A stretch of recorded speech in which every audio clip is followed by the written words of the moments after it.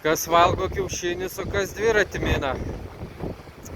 Ką, sekmadienis, dviratis kaip visada pasikūręs savam judesy. Esu Prancūzijoje, minsiu standartiškai apie 7 kg. Ten kitoj pusėje vandens yra Anglija.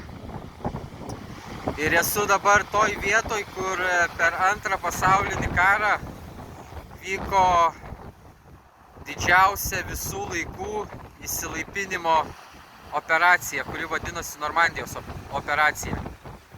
Ir per tą operaciją dalyvavo netgi 3 milijonai kareivių, 6 tūkstančiai laivų ir 13 tūkstančių lėktuvų. Ir dar visokiausios technikos. Ir va čia aplinkui yra įrengta daug bunkerių. Tai vienu žodžiu šiandien bus bunkerių diena. Tai dar porą mačiau, yra gražių švyturių, dar varysiu prie jų.